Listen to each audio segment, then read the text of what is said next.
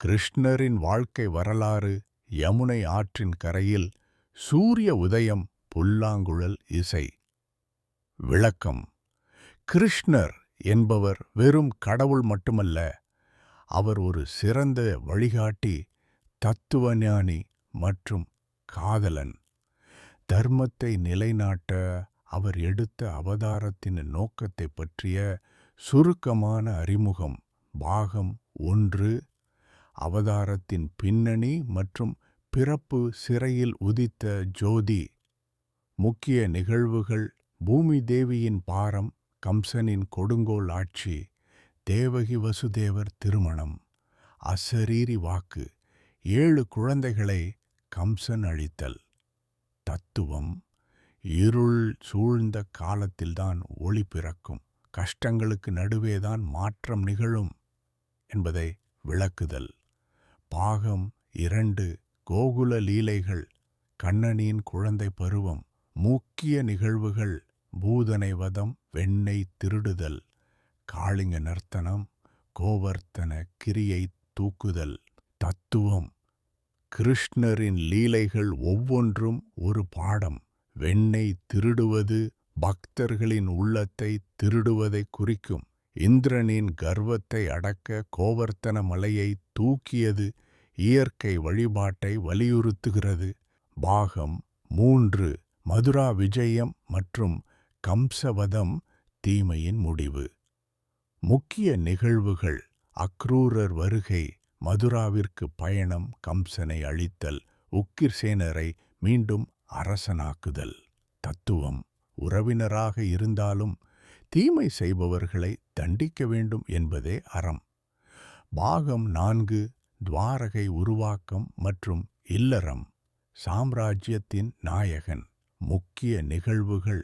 ஜராசந்தனின் போர், கடலுக்கு நடுவே துவாரகையை கட்டுதல், விஸ்வகர்மாவின் பணி, ருக்மிணி சத்யபாமா உட்பட அஷ்ட மகிஷிகளின் திருமணம், 16,000 பெண்களை காப்பாற்றி அவர்களுக்கு வாழ்வளித்தல். தத்துவம். சமுதாயத்தில் புறக்கணிக்கப்பட்ட பெண்களுக்கு அங்கீகாரம் அளிப்பது. Socio cultural empowerment. பாகம் 5. மகாபாரதம் மற்றும் பகவத்கீதையின் சாரம். முக்கிய நிகழ்வுகள். பாண்டவர்களுக்காக தூது செல்லுதல், குருசேத்திர போர், அர்ஜுனனுக்கு விஸ்வரூபம் காட்டுதல், கீதோபதேசம். தத்துவம். கடமையைச் செய், பலனை எதிர்பார்க்காதே. வாழ்வின் இக்கட்டான சூழலில் எப்படி செயல்பட வேண்டும் என்ற தத்துவ விளக்கம். பாகம் 6. அவதார முடிவு மற்றும் தற்கால பொருத்தப்பாடு. நிரந்தரமான போதனைகள். முக்கிய நிகழ்வுகள். யாதவ குலத்தின் அழிவு, காந்தாரியின் சாபம், வேடன் எய்த அம்பு, கிருஷ்ணர் வைகுண்டம் திரும்புதல், துவாரகை கடலில் மூழ்குதல். முடிவுரை. உடல் அழியலாம், ஆனால் கிருஷ்ணர் வழங்கிய தர்மமும் கீதையும் என்றும் அழியாது. Lord Krishna calls. கிருஷ்ணர் இன்றும் நம்மை தர்மத்தின் வழி நடக்க அழைக்கிறார். ஸ்ரீ கிருஷ்ண அவதாரம். தர்மத்தின் எழுச்சி. இருண்ட வானத்தில் மின்னல் வெட்டுகிறது. பின்னணியில் கம்பீரமான சங்கு முழக்கம். மெதுவாக யமுனை ஆற்றின் அலைகள் மோதும் சத்தம் கேட்கிறது. காலம். அது எல்லாவற்றையும் தீர்மானிக்கிறது. அதர்மம் தலை தூக்கி பூமி தாய் பாரம் தாங்க முடியாமல் தவித்தபோது அந்த பரம்பொருள் ஒரு வாக்கு கொடுத்தார். யதா ஹி தர்மஸ்ய. தர்மம் சரியும் போதெல்லாம் நான் அவதரிப்பேன். பகுதி 1. பூமி தாயின் முறையீடு மற்றும் கம்ச ஆட்சி காலம். துவாபர யுகத்தின் இறுதியில் கம்சன் போன்ற அசுரர்களின் ஆதிக்கத்தால் பூமி நிலைகுலைந்தது. முக்கிய காட்சிகள். கம்சன் தன் தந்தை உக்கிரசேனரை சிறைபிடித்து அரியணை ஏறுதல், தேவகி வசுதேவர் திருமண ஊர்வலம், அசரீரி. கம்சா, நீ தேரோட்டிச் செல்லும் உன் தங்கை தேவகியின் 8வது மகன் உன்னை கொல்லப் போகிறான். வசனம். அன்பு காட்ட வேண்டிய தங்கை என்றும் பாராமல் மரண பயம் கம்சனை ஒரு மிருகமாக மாற்றியது. சிறைவாசம் தொடங்கியது. பகுதி 2. சிறைவாசம். 6 இழப்புகளும் 7வது அதிசயமும். ஒவ்வொரு குழந்தையும் பிறக்கும்போது கம்சன் அதை கல்லில் அடித்து கொல்லும் கொடூர காட்சிகள். கிருஷ்ணர் பிறப்பதற்கு முன் கொல்லப்பட்ட 6 குழந்தைகள் மனிதனின் 6 தீய குணங்களை, காமம், குரோதம், லோபம், மோகம், மதம், மாச்சரியம் குறிக்கின்றன. அவை அழிந்தால்தான் கடவுள் நமக்குள் பிறப்பார். 7வது குழந்தை பலராமன், ஆதிசேஷன் அம்சம். மாயையினால் தேவகியின் கருப்பையிலிருந்து ரோகிணியின் கருப்பிற்கு மாற்றப்படுதல். பகுதி 3. அந்த மர்மமான நள்ளிரவு. பிறப்பு காட்சி. ஆவணி மாதம், அஷ்டமி திதி, ரோகிணி நட்சத்திரம். பெருமழை பெய்கிறது. அவதாரம். சிறைக்குள்ளே 4 கரங்களுடன் சங்கு சக்கரம் ஏந்தி விஸ்வரூபத்தில் கிருஷ்ணர் தோன்றுதல்.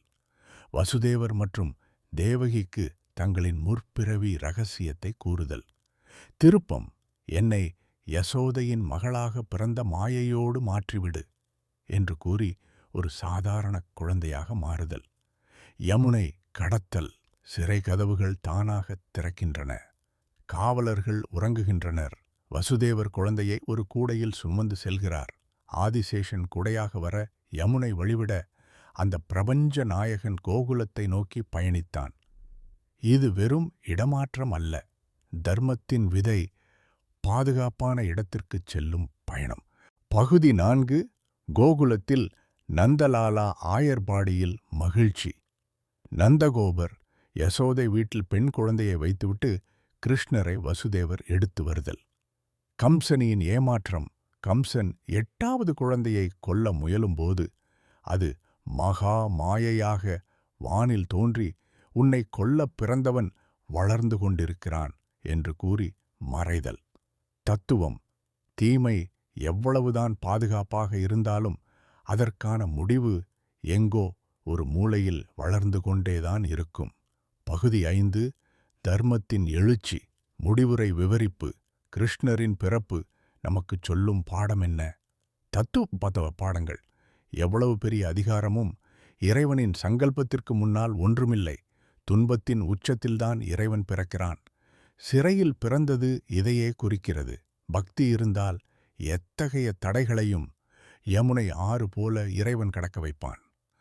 லார்ட் கிருஷ்ணா கால்ஸ் சேனல் நேயர்களே, கிருஷ்ணரின் பிறப்பு ஒரு புதிய விடியலின் தொடக்கம். அடுத்த பகுதியில் அவர் கோகுலத்தில் செய்த லீலைகளை காண்போம். கோகுலத்தின் லீலைகள். அன்பின் ஆதிக்கம் முன்னுரை. நந்தகோபரின் இல்லத்தில் நந்தலாலா. அதிகாலை கோகுலம். பசுக்களின் சத்தம், தயிர் கடையும் ஓசை. பின்னணியில் மெல்லிய புல்லாங்குழல் இசை. வசனம். சிறையில் பிறந்தவன் இன்று ஆயர்பாடியின் செல்லப் பிள்ளையாக வசுதேவரின் மைந்தன் யசோதையின் மடியில் தவழ்கிறான். கோகுலமே திருவிழாக் கோலம் பூண்டுள்ளது. ஆனால் இந்த மகிழ்ச்சிக்குப் பின்னால் ஒரு தெய்வீக திட்டம் இருக்கிறது.